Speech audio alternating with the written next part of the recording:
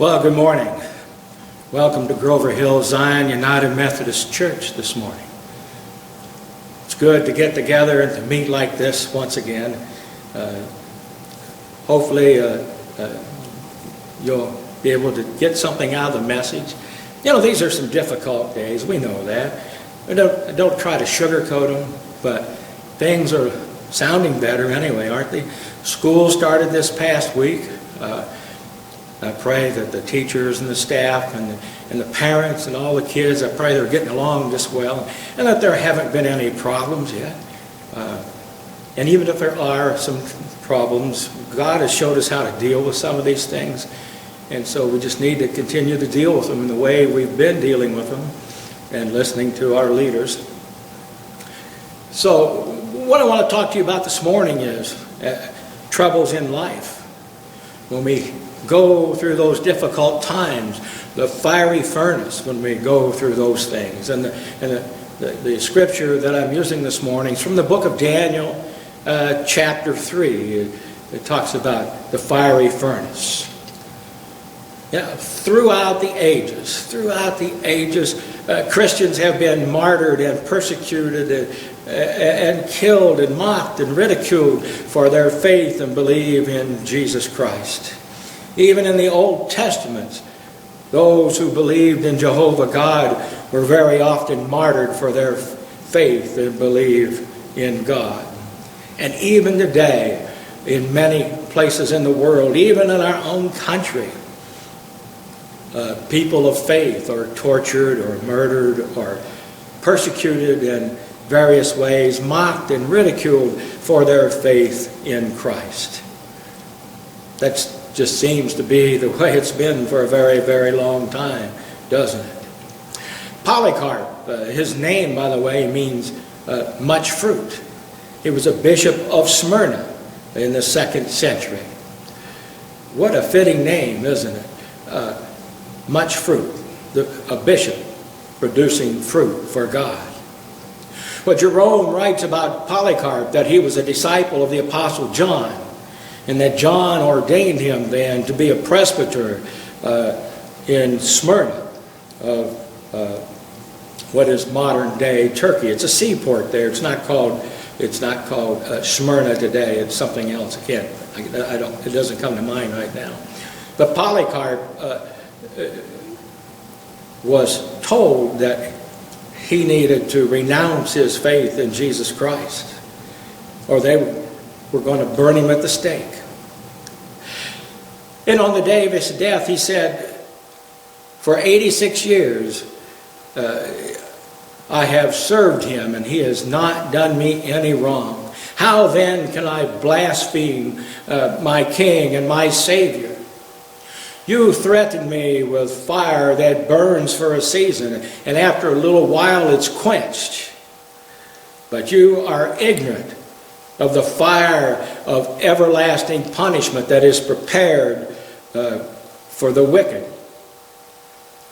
Polycarp refused to renounce the name of Christ. He held on to his faith, and he was burned at the stake.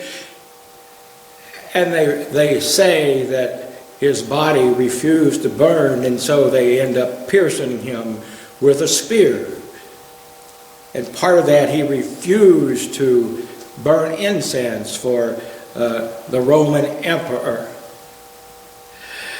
On his farewell statement, if you will, he said, "I bless you, Father, for judging me worthy of this hour, so that in the company of the martyrs I may share the cup of Christ." You ever thought that when you're going through trials and difficult times, where it feels like you're going through the fiery furnace here on this earth, that God is counting you worthy of the hour that you're going through? Polycarp faced the fiery furnace of life, and he held on to his faith in Christ. He refused to renounce Christ. He believed the promises that Christ made him. I ran a few years ago made a law, even though it was against their law. They made a law that any male who left the Islam faith would be executed, and any woman would be put in prison for life. They did that, even though their own law said that someone could not be punished for believing what they wanted to believe. The choice was to renounce the name of Christ or face the fiery furnace. And you know, perhaps that many Christians have been martyred over the years in Iran, and certainly by Islamic terrorists, or extremists, I guess I should call them. Now, I hope I pronounced this woman's name right, but it's Ri Hyon Ok. She was a 33-year-old mother in North Korea. Her crime, she was videotaped handing out a Bible, giving a Bible out to somebody. Now, she knew that there was a choice to reject Christ or to be cast in the fiery furnace. She chose to serve God and to show His salvation to others, and to show others her faith in Him. The story of the 3 Hebrew children from the book of Daniel is a story that many of us have heard from childhood. And yet as we've gotten older, we take that story and we lay it aside for whatever reason. And we never think about it again. But for me, when I'm going through troubles and difficult times, there are 2 stories that always come to mind. Job being one, and this story of being cast into the fiery furnace, or Daniel in the lion's den. That how when we go through difficult times that God is with us, that God surprises us at times. When we look at this story of the 3 Hebrews being thrown into the fiery furnace, we only look at it on the surface.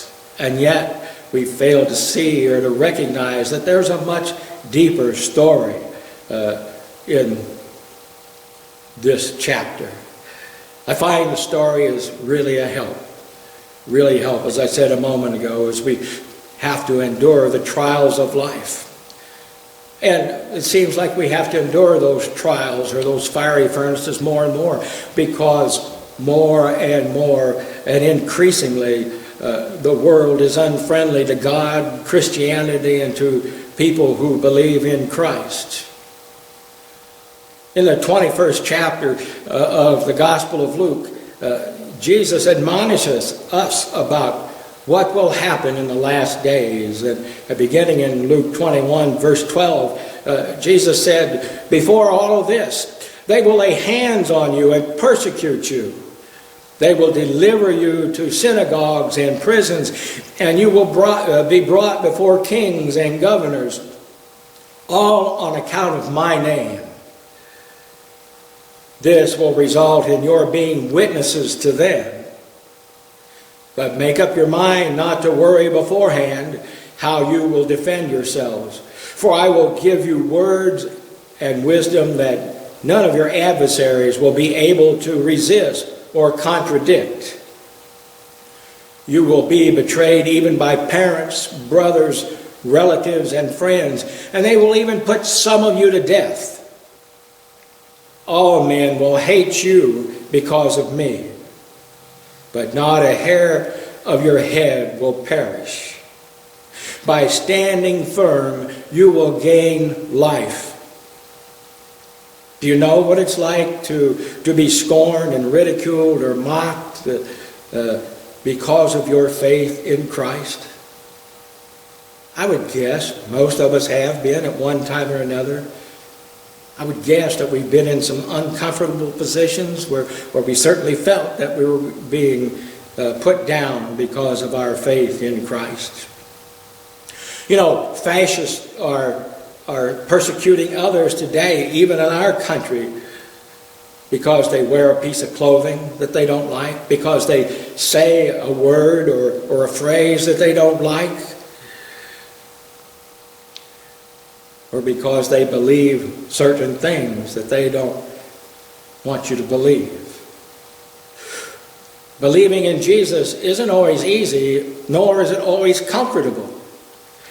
Sometimes it means going through the furnace. King Nebuchadnezzar was the king of Babylon. He had built a statue. It was 90 feet high and 9 feet wide, we're told, and it was covered with gold. It must have really been a sight to behold, and he was just so proud of that statue. Think of that. He was proud of something that he made with his hands. Think about how proud God is of the things that he has made with his hands. He made you with his hands. Think how proud of you he must be. Think how proud of you he must be. Well, the statue was the king's pride and joy. And he was going to make people honor and pay respect to that statue that he had created.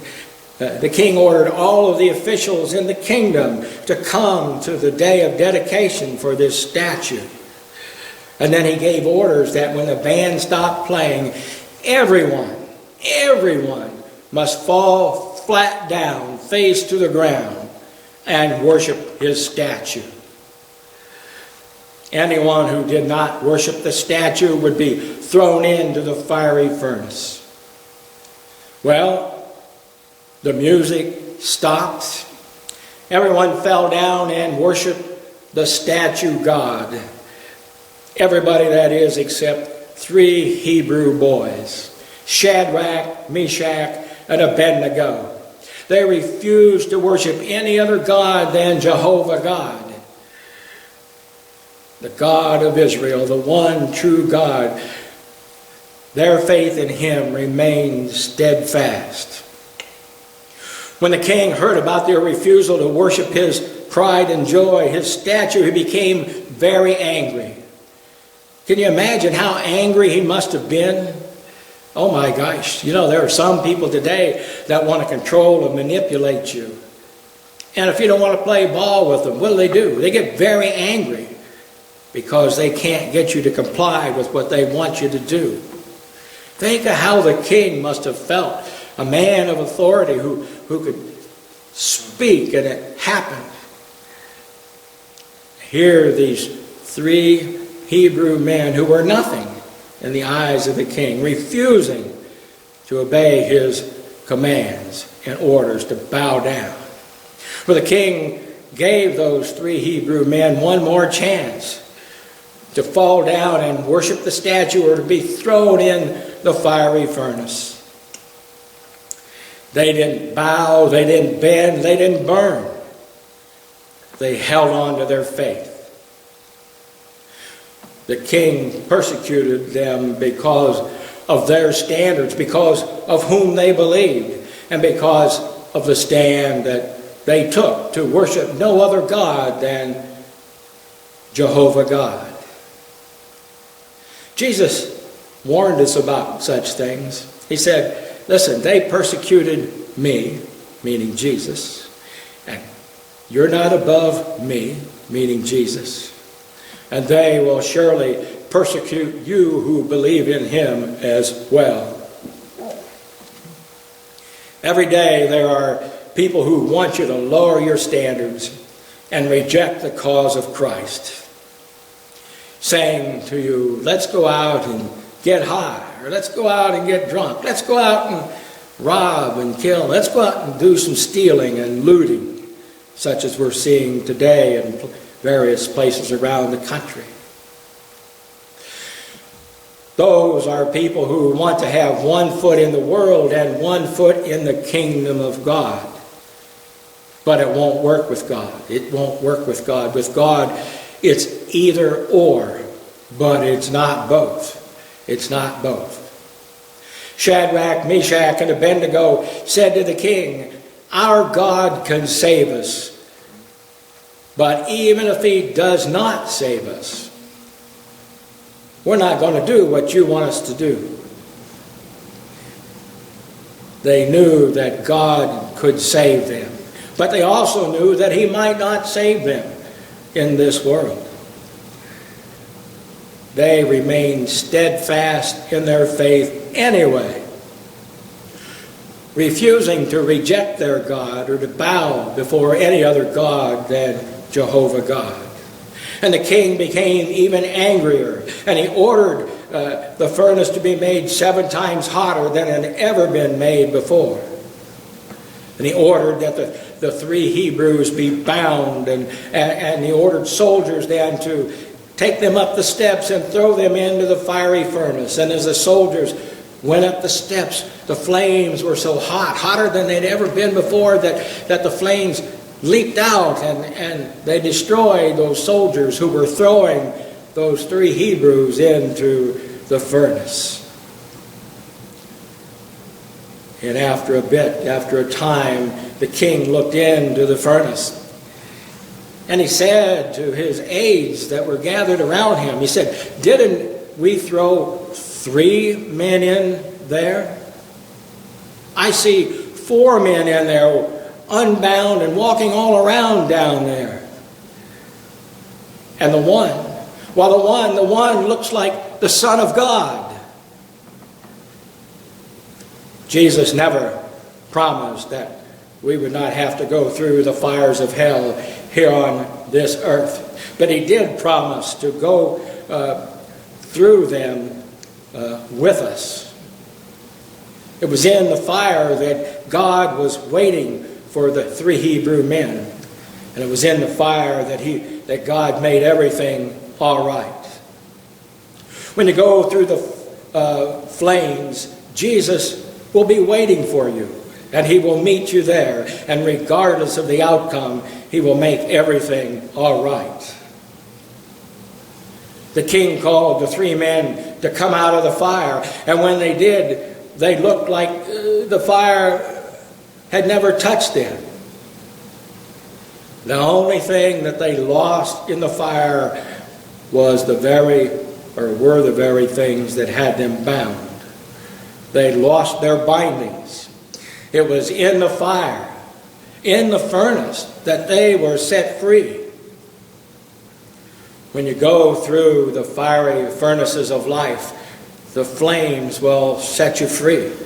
They will destroy and release you from whatever has you bound. Then the king realized, and he said, "Their God is God. Their God is God." Sometimes we go through trials so that others will see how we react, and so that they will know that God indeed is God and there is no other. Let me just say a prayer for you. Go forth as those who walk with God and share in the joy that flows through all of God's creation. May God's faithfulness, goodness, gladness be in your hearts at this season and every season of life. So shall it be. Amen.